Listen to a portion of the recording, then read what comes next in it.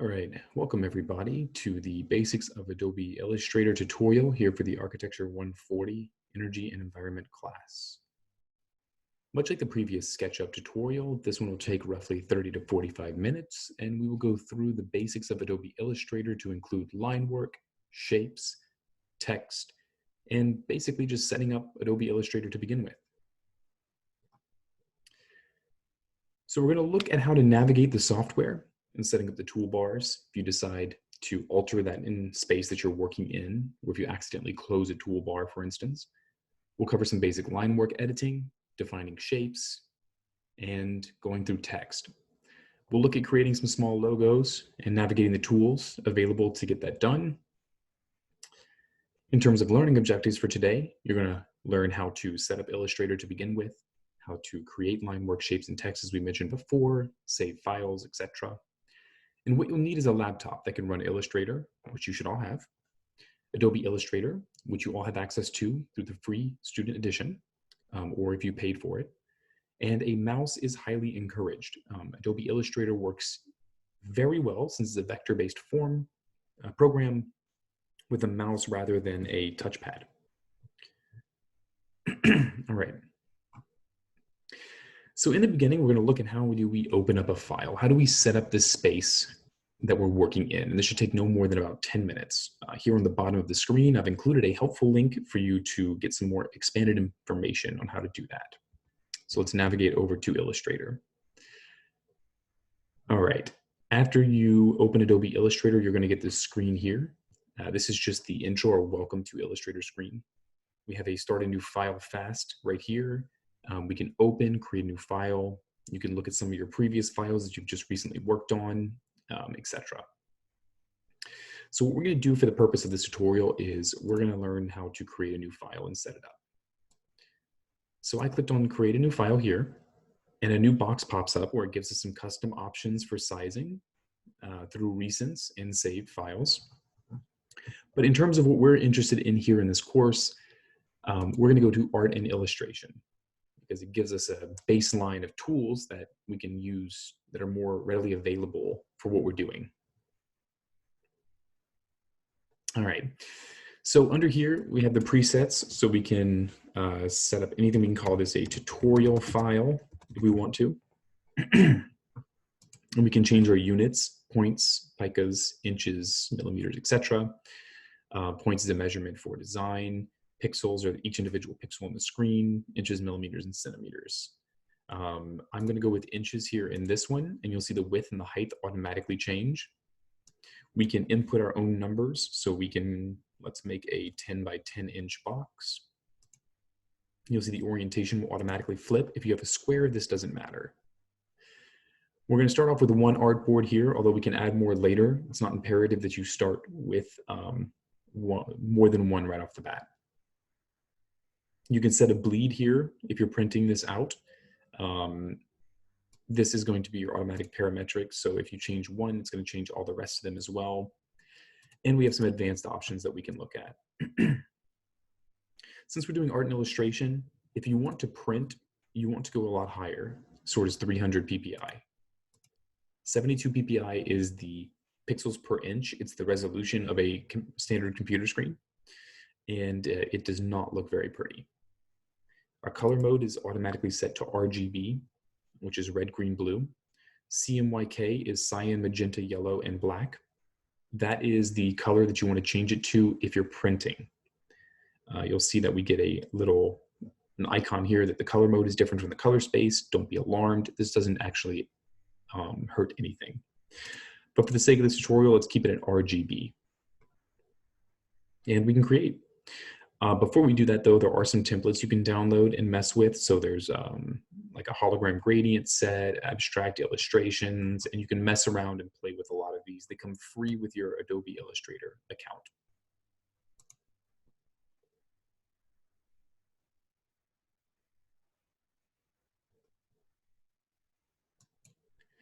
All right, so this is the initial workspace here that we have access to. Adobe Illustrator is a very interesting software for navigating around. It's much different than CAD software that you may or may not be used to. So just to get some basis for how do we navigate, If you use your middle mouse button scroll wheel, you go up and down on the screen. If you hold Alt, you'll go in and out.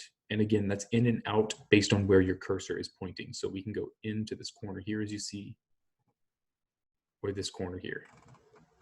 And then if you hold Shift, it zooms up and down much faster. So we have very slight increments, I believe, of 10 pixels. And then if you do a larger one, it's 100 at a time. Control and middle mouse button goes side to side. Although I wouldn't recommend using Shift or Control, always use Alt. For me, it's just sort of the easier to move around, navigate around the screen. All right, so let's look at what we have so we don't get overwhelmed to begin with. You may come into the screen and it looks like this. This is called Essentials. This is the bare bones what you need to accomplish basic necessities of Illustrator. I prefer to turn on Essentials Classic because it gives us more toolbars at the top and on the right-hand side that we can work with as we navigate through our file. But it may confuse some people because there's just too many buttons. But let's dissect what each of these mean first before we dive into the project itself. So up here on our main ribbon, we have our same basic file, edit, object type, and window selections, effects, and other things that we can choose. So that's where we're going to turn on and off windows. We can turn on and off the control bar, as you see here. We can change toolbars here. So we can say we want a very basic toolbar. We want an advanced toolbar that gives us more tools to look at. And then you can choose any of these other boxes. So if we choose color, for instance, you'll see color will pop up here. You can minimize trays, as these are called, by clicking on this little icon right here, the double arrow. And we can reopen that by clicking on the icon itself. If you drag the icon out, it'll become its own individual panel. You can grab it and just put it right back if you'd like to. You can reorganize how things are. You can drag out entire panels if you'd like to. And you can place them anywhere you want. And that's just by grabbing them on this little bar right here and snapping them in. So this is much like SketchUp was, where we can move our toolbars around and begin to orient our workspace however we see fit. So for instance, if you like the main toolbar here on the right-hand side, you can put it here. I prefer, just because I learned this software from the very beginning, to keep it sort of where it's at right now. That's just how I learned it, and there wasn't much of a manipulation of the toolbars back then, so I've become accustomed to that. So here in the top bar, we see a couple of different things. So this first box right here is a fill. So whenever we're going to fill an object, that's what this one is. If you see this line right here, this black line, that's the stroke. So that's the edge of an object. You can add a stroke to an object. Of course, we have the stroke distance. So these are points. You have everything from 0.25 to 100 here, but you can type in any number you want. So we can say 0.06298. And then we will set that stroke there. And as you can tell, that stroke weight is not on the list of options, but we are allowing line work to become that stroke now. We can choose what type of line we want, whether it's a uniform line or has some waviness, jaggedness, and other things. We can always download or add more profiles of lines. You can download them online on Adobe Illustrator's website, and then they'll immediately import into your Adobe Illustrator here. We can choose what type of line we want. So we can choose a standard line, or we can choose a stylized charcoal line. There's the basic here, and then there are other types of line here that we can choose from. These are the points that the line is generated from. We have our opacity, which is how easy or how much is it faded out, so you can see things above or underneath it. We have styles that we can choose from. So the default graphic style is what we're already set to, and I advise you just kind of stick with that for now while you're learning the basics. We'll have a video with more in-depth looking of styles in another video. Then we have our document setup and preferences. So under document setup, we have a general and a type tab. You're not really going to mess with the type too much. This is for typographers, quotes.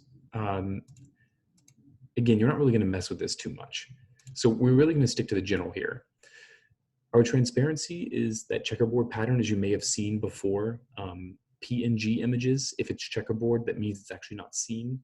So we can change that here if we'd like to.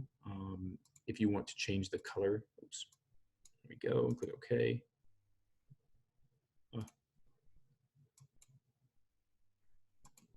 And we can change the color here of the grid. We can change the sizing of the grid to a small or a medium or a large. Let's put this back to white. And you can choose things like simulated color papers and other types of resolutions for the screen output itself. So we can choose a high resolution as we see on the screen. Of course, it'll slow down your computer a little bit. Keep it on medium resolution for now. We can also change our units here in the top left under the General tab, if we want to change it throughout the document. And we can edit our artboards. So the artboard is the area that we're actually drawing in. Anything that we printed or produced from Illustrator will be coming from this white area here. We can move the artboard around. We can Control C for copy and Control V for paste. Oops. It's not working here. For adding in additional artboards. So in this case, we'll just draw in an artboard. And if you notice, we click on the artboard and it gives us a width and a height. Those are the width and the height of the actual artboard itself. The X and the Y position is where's the artboard sitting in space. So if you see we move it, the X and the Y changes. We can align these two together and change the sizing of this artboard so it matches. So we can type in 10 here and 10 here. And now the two artboards are the same size.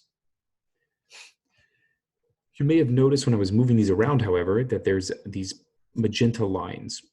So what the magenta lines are, they're snapping points or guide points. You're going to see these a lot when we're creating line work and text, things that can snap to one another to create a more clean and uniform approach to creating anything in Illustrator. So to exit this, we can hit Escape or select any of the tools to go back to the active artboards. And you'll notice that both of our artboards are here now. So we have artboard 1 and artboard 2. With nothing selected here on the right-hand side, we have our properties panel. We can change our units here under the document. We can change whatever artboard we want to focus on. So whether that be 1 or 2, we can click on Edit Artboards, and that opens back up the Edit Artboard menu that we had before. And again, we can hit Escape to get out. We can turn on our rulers and grids. So that's turning on this ruler on the side, and those are in inches. So you see the 0 starts here with the first artboard. So 0, 0 is here, and then everything beyond that will continue ticking. If you don't see this properties panel here, we can always go to Window and turn on Properties here. And if you don't see a properties panel or you're having trouble accessing this on the right-hand side and you want the rulers turned on or the grids, for instance, or the checkerboard, what's not being seen, so transparency mode, we can go under View. And you can turn on Smart Guides, which are those magenta lines that you're seeing, but there's the rulers here. And it'll say Show Rulers if you don't see the rulers already. So here we have the hide option. And if we hide those and we go back, you'll see the show will pop up. Our guidelines are set to basic guidelines here. We have lock guidelines. So if we were to drag from the ruler itself, you see that we're creating these guidelines. These are not actually printable, but they can be used to work off of. We can lock those guidelines in place so they can never be moved, but we can still work off of them. So with those unlocked, you can see that we can select them, move them, delete them, do whatever we need. All right, so here on the left-hand side, we have the panel full of tools. We're not going to go over each individual tool, but what I will do is show you the tools that we need when we get to each individual section of the tutorial. And that is kind of the basic setup for the Adobe Illustrator artboards and workspace. If there are any additional questions, you can please comment on this video and I will do the best that I can in a timely manner to answer those questions.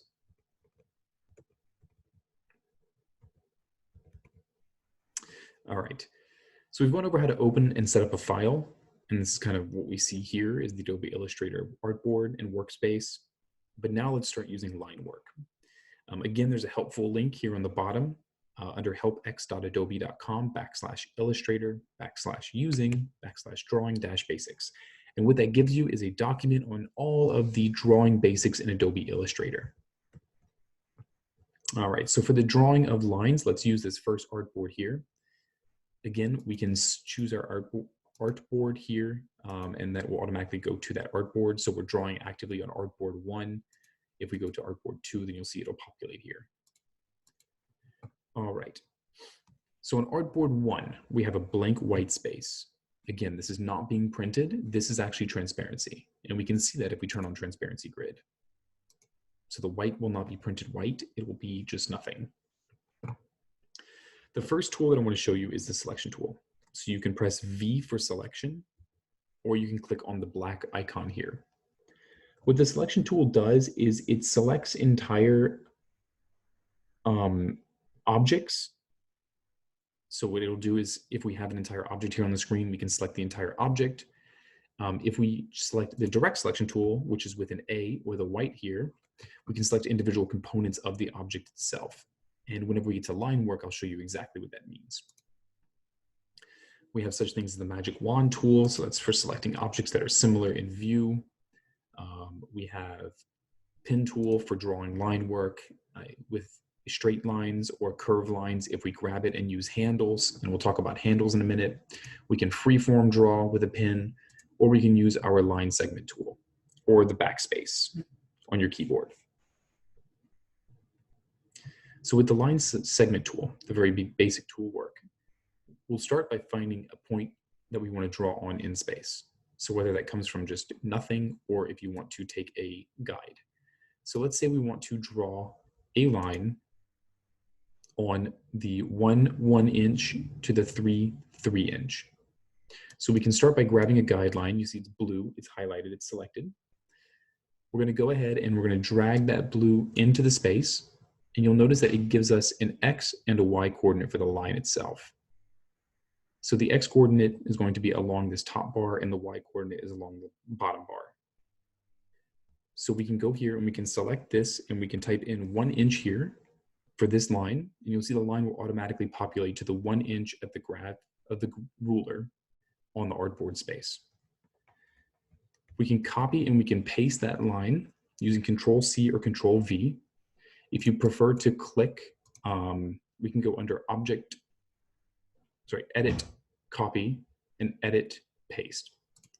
So selecting the second artboard, we're going to grab that line, we'll go to the X, and we'll type in 3 inches. So now we have a line at 1 inch and a line at 3 inches. But we still need a line at 1 and 3 inches here. So again, we'll drag this down to roughly the 1 inch, roughly the 3 inch. We'll grab that and we'll type in under the Y this time 1 inch. And for the second one, 3 inch. So now we have lines at 1, 3 on both the X and the Y axis. So we can grab our line segment tool by using backspace or clicking on the line segment, starting in the intersection right here of the two grids, down to the other intersection. And you'll see that magenta color will pop up with the word intersection. That just means that the smart grids are activated and you are snapping to that. You'll see this little light gray box also that's showing you D for distance. So that's 2.83 inches and an angle of the line itself. So now we have a line from top to bottom of this grid that we just put. So if you see these little white handles right here and this little black handle in the middle, by the way, these geometric shapes on the line itself are called handles. If we use the selection tool, we can grab anywhere on here on the path that we've created or the line, and we can drag it around. We can snap it back to that intersection. We can move it to other intersections, or we can just move it anywhere on the space that we want to. So let me snap this back over here to this intersection point, and let's go to the direct selection tool. So with the A, if you notice that center handle goes away, but the two edge handles show up. So with the direct selection tool, what we can do is edit the line itself rather than the object itself. So if we click on this one point right here called an anchor point, and you can see it's at 1, 1, X and Y. If we click on it, it turns black, or sorry, solid. And then down here, we have a white. So that means this one is not engaged, this one is engaged. So now if we use direct selection, we can move this line anywhere we want. We can expand it, we can stretch it, we can put it back, we can put it anywhere that we want. If we hold Shift on your keyboard and click the other one, you'll now notice that both of them are engaged. So if we drag it or move it, they both move now. And then if you want to de-engage and just select one, without holding Shift or anything, just click and move that anchor point here.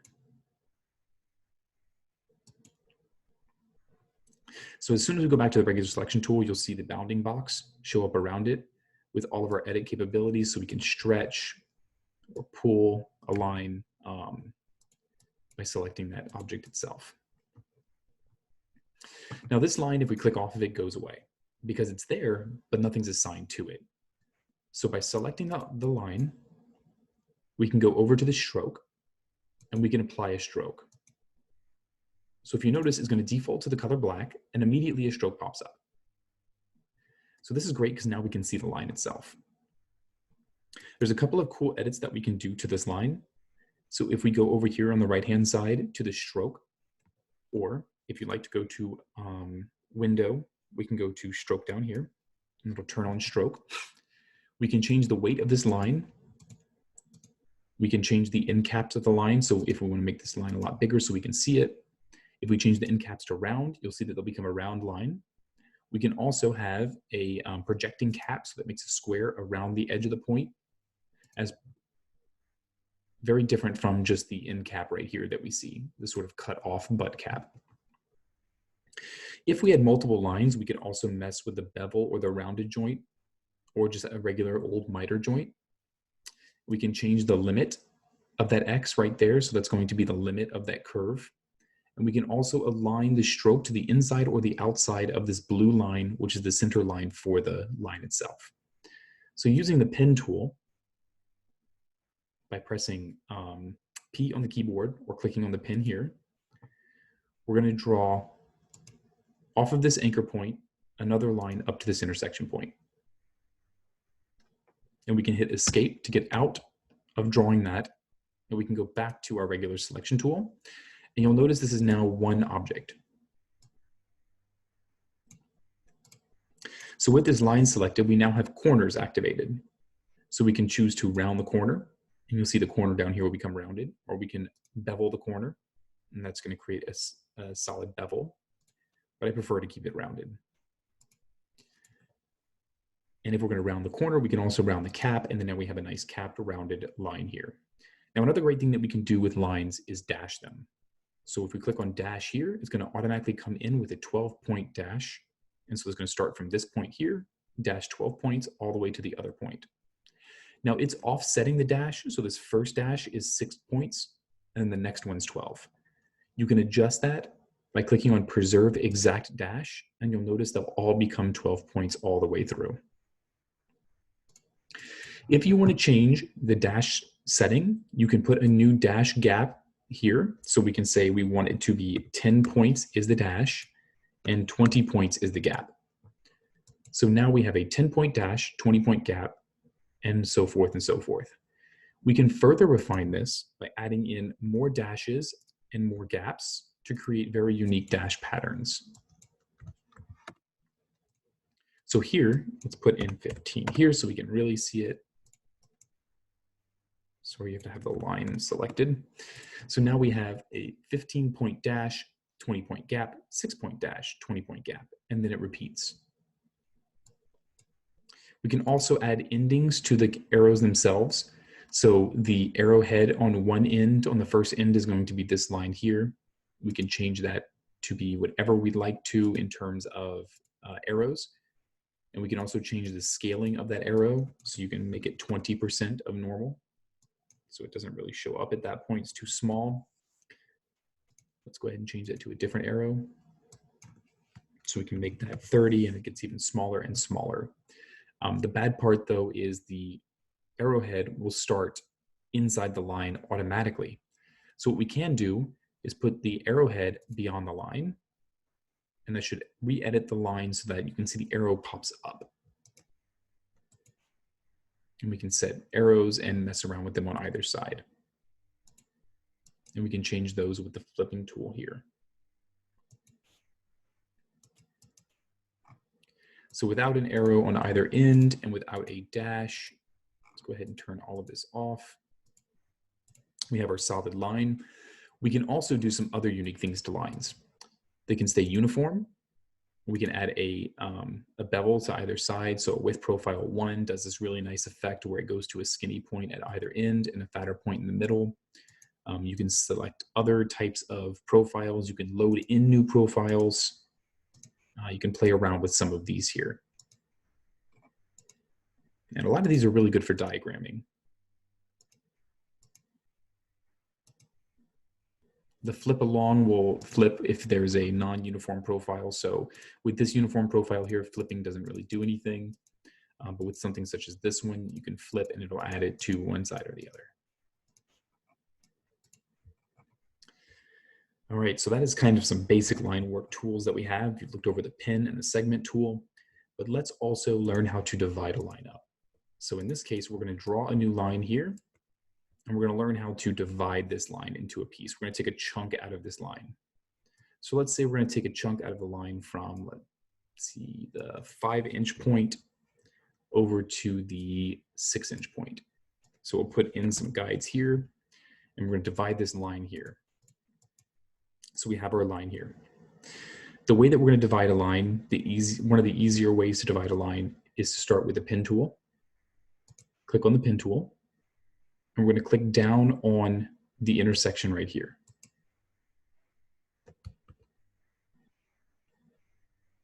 And the other intersection here. And so what we're going to do is we're going to add individual handles. Oh, wait, sorry. I think I might have misspoken on that one. So because we didn't draw this with the pin tool, we drew it with the line segment tool, we have to actually draw with a pinned line that has anchor points. So now we have a line that was drawn with the pin tool and not anchor points. We can go in here and we can add anchor points in here, so we can hide handles, add them, and we can cut along different anchor points themselves. So on this, we'll add 2 anchor points at each of these intersecting points right here. So now we have 1 on either end and 1 at each of these guides. We can take the direct selection tool and we can grab just the line itself and these 2 anchor points. So we see these 2 anchor points are activated, yet the 2 on the outside are not. And then what we'll do is cut path along selected points. And now we've created 3 individual paths. So going back to the selection tool, we can now grab this individual piece of the path out and the other ones are left over.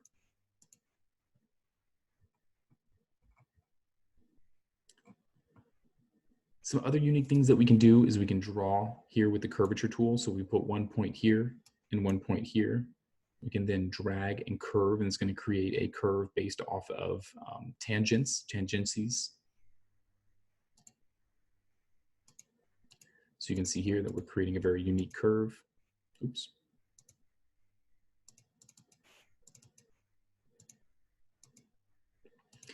We can grab our object itself as a whole object, or we can direct selection any of these individual anchor points, and we can move them around. And these are the tangencies you can see. So these are called handles. We can drag handles out and it'll create more interesting curves, or we can flip them around to sort of stretch curves themselves. So we can get a very nice flow of a curve if we want to try to draw an object around something else, because you can see at certain points it becomes a bit of a sharp turn. So what we can do is drag this handle out, curve the handle, and this makes a nicer, sort of more comfortable curve.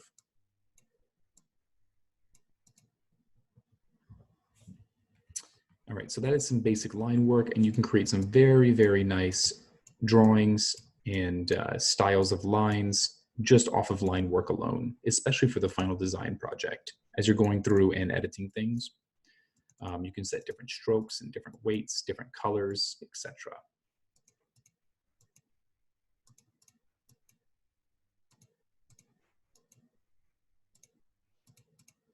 So these are some basic lines. Now let's say we want to add some coloration to our lines because these are kind of boring. One thing that we can do is we can change the stroke color. So to do that, we can select our line. We can go to colors and we can elect a color here if we'd like to. Or we can go down here to the stroke itself. We double click on the stroke and it'll pull up a color panel. Now we can choose colors here. We can input a hexadecimal color number here. We can choose an RGB. We can also click on color swatches and choose just generic colors themselves. So an RGB blue is a 255, 255, 0 blue. And that'll automatically update that color there. We can then update this color and keep going forward, and we can change the color just by selecting one on the panel. We can also apply gradients to lines. So we can click on the gradient tool right here. So it's the right hand arrow tool button on your keyboard. It gives us some gradient options. We can choose some baseline gradients that are built into Adobe Illustrator. You can change the angling of your gradient if you want it to be angled within the line itself. There's a lot of things you can play around with here. So here you see if we drag the handles, it'll change how much of the gradient is going down the line itself. You can also choose that center point, the apex point of how it divides the gradient out. If you double click on any of these, either of these circles, it'll bring up another panel that you can select a different color if you'd like.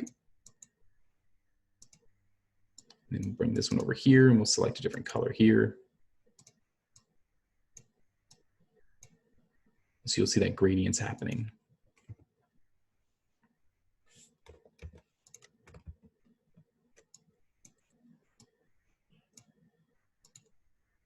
If we have two lines next to one another, we can apply a gradient by stroke.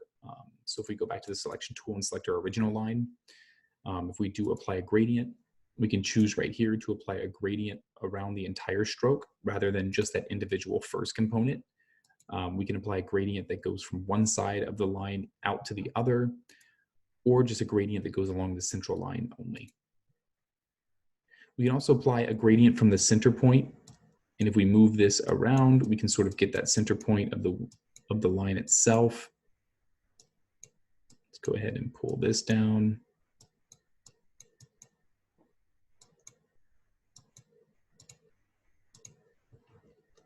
And you'll see the stroke will go into the center of the line and fade out of either of the edges.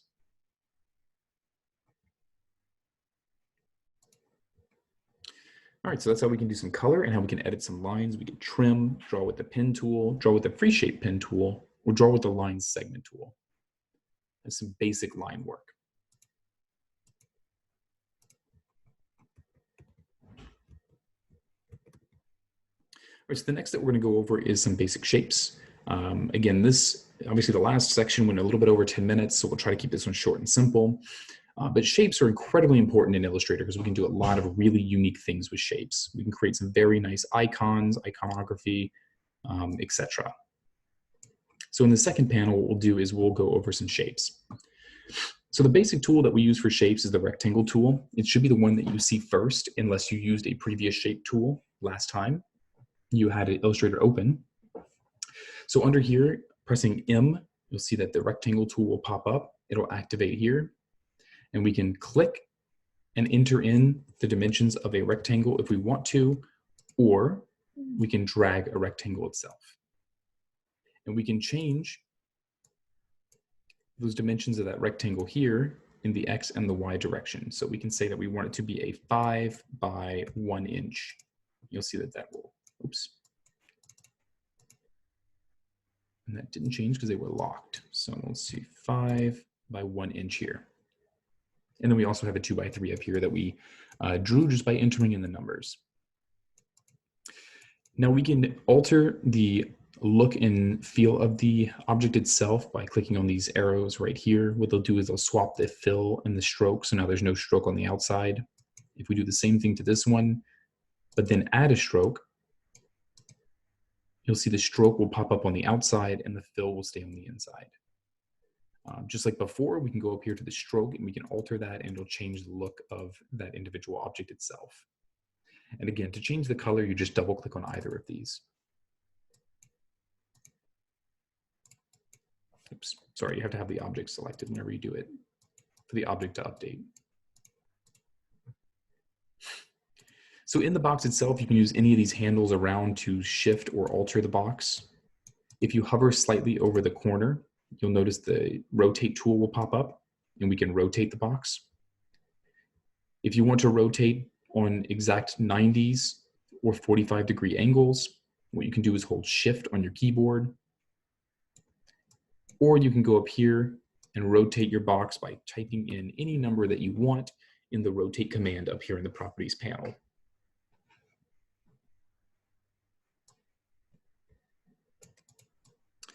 All right, so we can move our rectangle around by grabbing it anywhere on the inside. That becomes tricky if you have a lot of objects compounded on one another.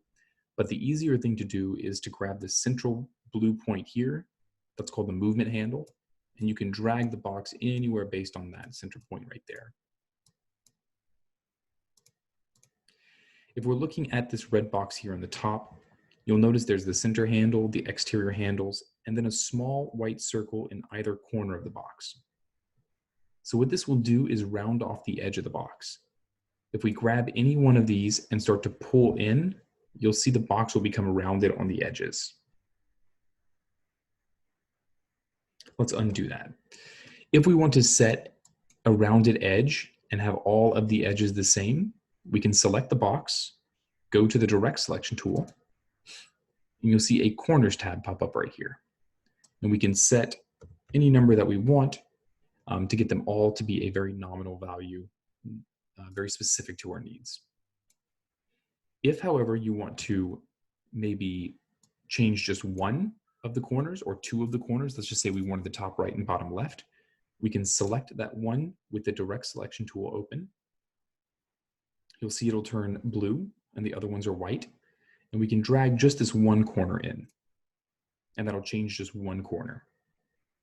Alternatively, you can grab two corners, so we can say this one and the adjacent corner, pull both of those in, and now we've done just the two. With the corner tool, you can't go out any more than you can, so the radius cannot be larger, -0, so you can only pull in with the radius. And when you hit its max, it'll turn red. So as you see here, it turns red because we cannot go any further.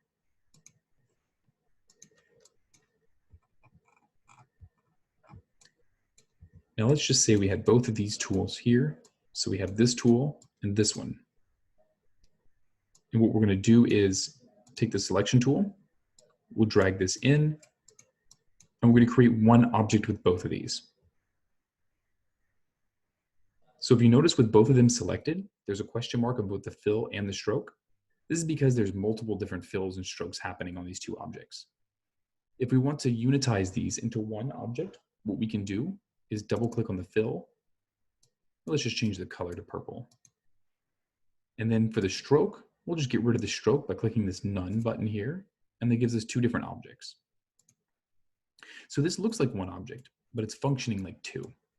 So let's say we want to combine these into one object themselves. So there's a couple of different ways that we can do this. We can select both of the objects, which is by clicking and dragging over them. And we can go over here to our Shape Builder tool with Shift M or clicking on here. And we can elect the areas that we want. So if you see, I'm drawing a line around the areas that I want to keep. And if I let go, it creates one shape. So if we go back to the regular selection tool, they're now moving as one shape because they've been created as one shape. So they're one individual object.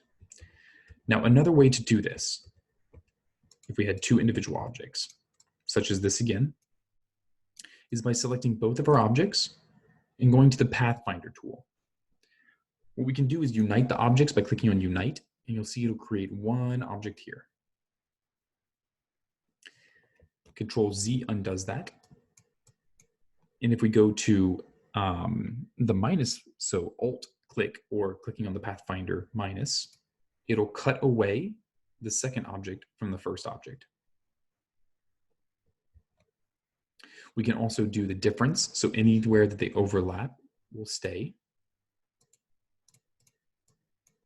Let's go ahead and edit this real quick. Oops. So here we see the overlapped portion. So now we're going to get a small sliver here.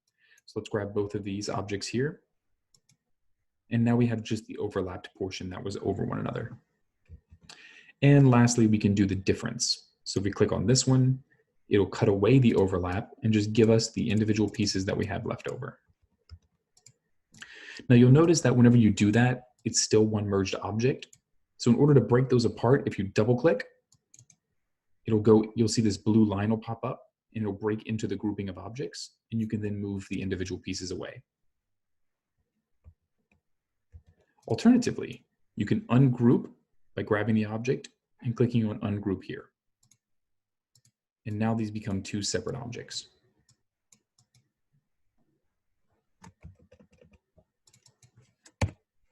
Some other cool things that we can do with shapes is we can create ellipses. So if we click on the shape builder tool and hold down, you'll see a rounded rectangle tool or an ellipses tool, which is L on your keyboard. Again, we can click and type in the width and the height. If you want the width and the height to be the same number, you can click on this here. It'll chain them together. So if you chain one, it'll chain the other. So we have our ellipses here. That's one way to create it. Another way is to go here, drag. If you notice, dragging will create a oval shape. If you see the cross lines, crosshairs like this, then you know you have a perfect circle. Or if you hold shift, whenever you're creating this, it'll create a perfect circle in any direction that you go. So now we have our two shapes here. As with anything else, the rectangles, let's draw a rectangle real quick, or circles. You'll notice that because these have a bounding edge and you can grab an edge, you can rotate it here. Circles do not have an edge, technically. So we have this other little object right here, which is our rotate command. Sorry, not the rotate command, it's the pi command. So what it'll do is it'll take out a portion of it based on an angle. If we click and drag, if we hold shift, it won't work here because this is a parametric command that allows you to go full 360. But you can drag and let go at the end angle, and then what it'll do is it'll cut away from like a pie chart.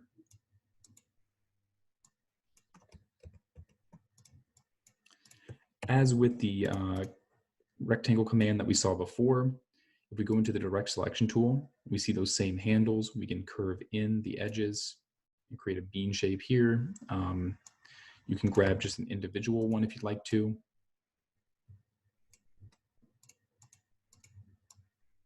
And you can keep editing these. We can also overlay circles together and do the same thing with the Pathfinder tool. So that's with unifying them together, trimming them apart, or taking the area in between, or dividing them, ungrouping them, and you're left with individual pieces.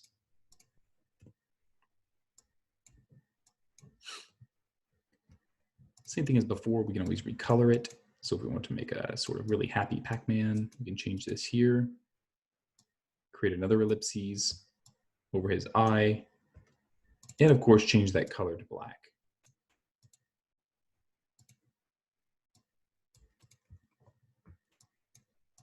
If we want to make this one individual object, what we can do is we can group the objects together. So we can grab object A and object B. We can go to group, and they'll become one individual object. We can also continue editing different pieces to make it just a little more comfortable. And as always, change the color if we'd like to.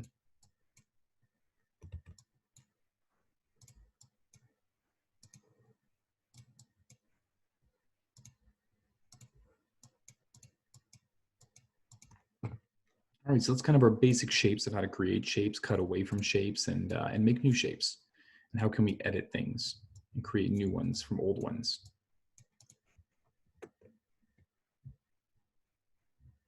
So last but not least, we're going to go over a quick introduction of text, or how can we integrate text into our design, and how can we edit text to become a little more intriguing.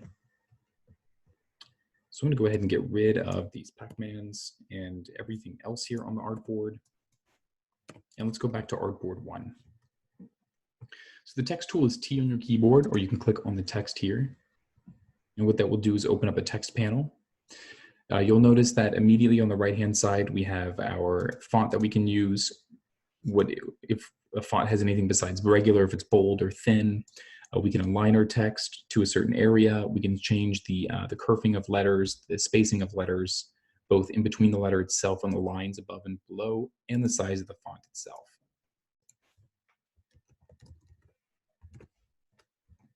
So here we have a test text, kind of a tongue twister.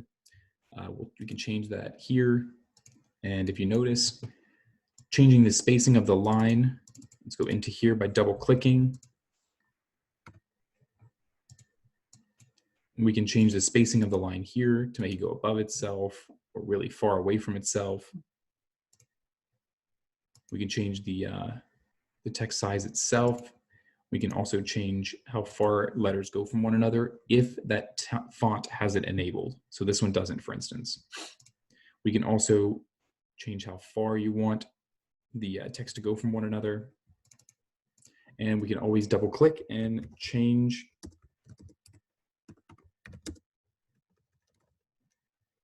the font itself. And it'll retain the values that we gave it before.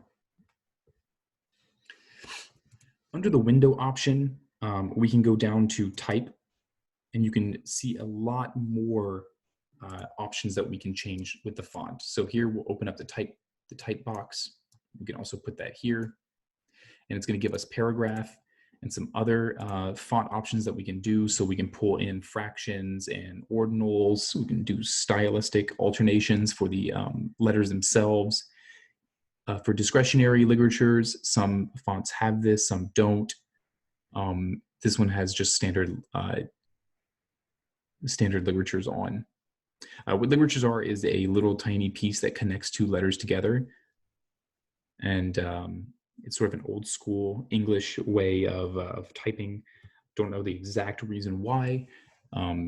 Somebody can probably comment down on the video and tell us exactly why. We also have a paragraph here that we can change the indentation of paragraphs and putting things in the top or bottom of paragraphs. And then we have our regular type here character. And again, that is all located here in this character font pop. So what we can also do is turn on things like all caps lock or superscript or subscripting. We can show more options if we want to. You can really edit any of these boxes. Let's go ahead and turn this to all caps. So if you notice, we enabled a few more options here. So what we can do is we can change the spacing or positioning of the text itself within the box. We can turn on the stretching of text itself without having to turn it into an object. And we can also change the spacing of each individual character itself as well. Now, any of these presets, you can type in numbers. So I can do 129%, for instance. I can change this to 39.5, etc. And you can change all of this. We can also change our font, and you'll see a sample of the font to the right-hand side. I really enjoy when softwares do this. So we can go down to whatever we'd like. So we can do any font that we want. So let's go to this one here. And it'll retain all of the character-based edits that we've done to the font from before. So we'd have to go back and change all of those to become normal again. So 100% is normal for all of these, and zeros. The spacing should be at 0. And then here's the font size itself. And so what we'll do here is we'll do auto, and that will automatically put the font below the next portion here.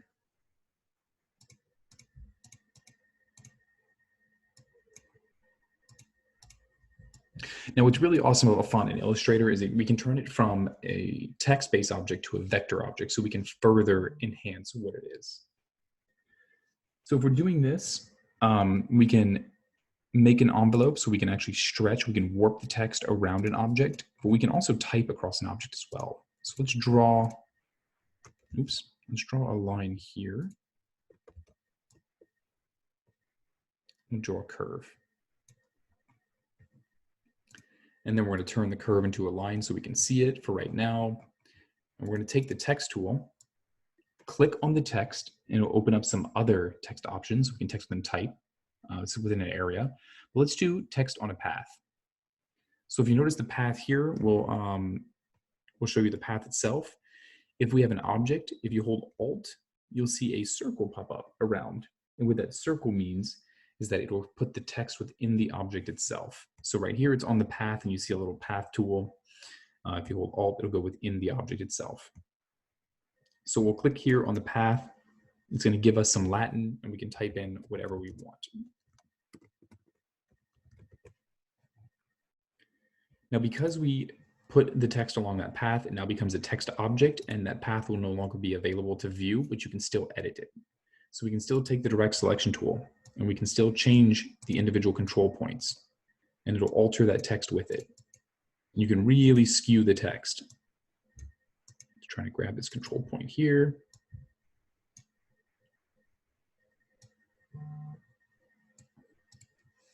And begin to bend.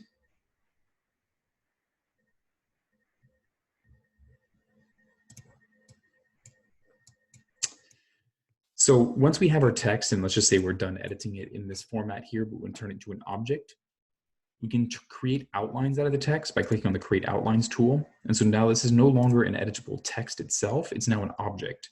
So it has a stroke and it has a fill, and we can turn that in and out by clicking on these little swatches right here.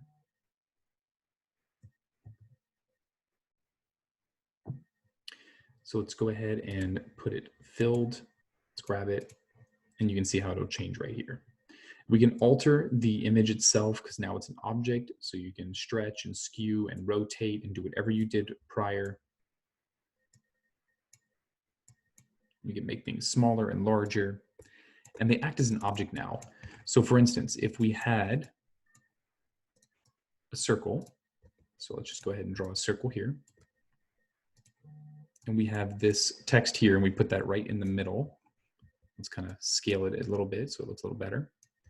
If we grab both of these objects and we click on the difference tool, sorry, the unify tool, first off, it'll merge the two into one another. What we want to do is the difference tool. It's saying there's no selected path. So we'll try with the other option here. So it's the make an object. And what we'll do is we'll grab this and hit enter.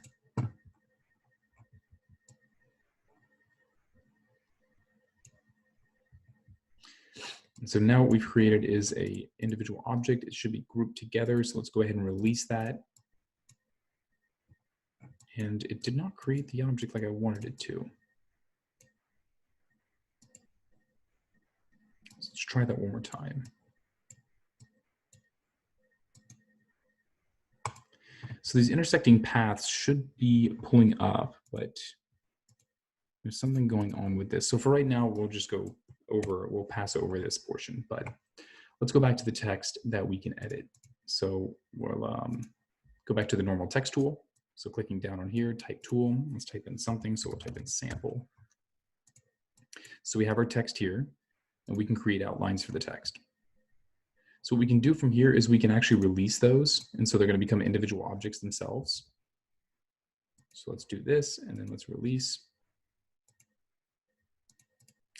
And we can grab individual components, so they're all grouped up together. So let's ungroup these. So now the E becomes a separate object. We can stretch things if we want. You can create unique text types. And we can flip these and paint these different colors. So these two here should show up as a different color, so we can see it. And now we have individual objects. If we go back to the direct selection tool, we can change the individual text itself. We can curve things, we can make things more comfortable. So if you see here, I can change the curving on things. It really messes with the text, but it can make for some very beautiful examples. You can also drag any of these individual anchor points out and really begin to edit the text itself.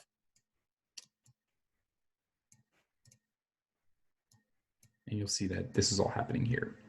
So text is highly editable in this software. It's really great tool to use, and I love messing with text. So there's some other text tools that we can do. There's a vertical on the path, and you can do vertical within an area. So if we were to, for instance, have this circle here, we can click on the text tool, type within an area, click on this area right here. One. So saying a non-compound mask, so we have to unmask this itself. So we're going to expand the shape. So this should now allow us to do this. It's still not letting us do this. I'm kind of wondering why.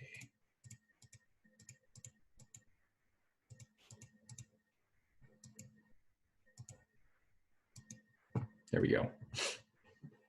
So it was because it was a colored object, so you have to actually turn off all of the object properties. So both the fill and the stroke, and then what it'll do is add in this text here. And so we can turn the text into something smaller, and we can start typing in something random, and you'll notice it will fill just to the edge of the text. And so the edge tool you can also do as well. If we go back, we go along this path, and you'll see that it will circle it completely. You can use these handles here for, oops, sorry.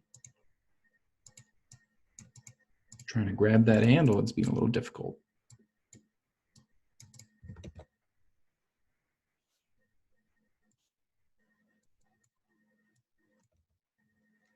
Well, the handles here are for dragging.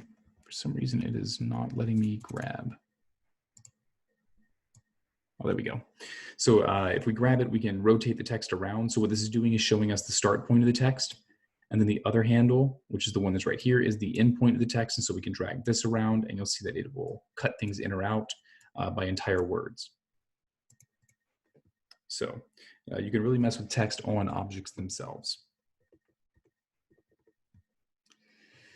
All right, so to wrap up, basically, let's go over how do we export our file. This is probably one of the easiest parts here, but we can go to File, and you can Save As. And if you do Save As, it's going to automatically do an AI file. You can save it as a PDF, an Adobe PDF, which is editable later on down the road. So if we were to save that, for instance, preserve Illustrator editing capabilities, makes it into a pseudo Illustrator file so we can edit later on. Or we can go to save, and it will just save the baseline file as an AI file. We can export as a PNG. And so what that will do in the terms of this screen is it'll export all of this text without anything behind it. We can also export as a lot of other objects, such as a Photoshop document, a PSD, a text file, rich text file, etc. And of course, we can print. And so printing will automatically choose a printer itself. So we can go down here to any of these printers, Microsoft Print to PDF. If we do custom, it will set itself to the size of the artboard itself. Or you can choose an individual printer. For instance, if I wanted to print on this printer here. And it'll automatically scale this into here. And just as everything else, you can fit to a page, and you can have your artwork not be distorted.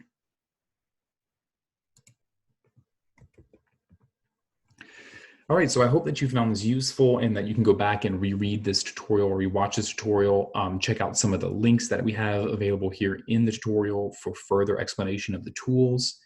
But I hope that you found something useful and that you can continue your design projects in the most optimal way possible, now having both a SketchUp and an Adobe Illustrator basics tutorial on the website. So again, thank you, and I look forward to seeing the final design projects.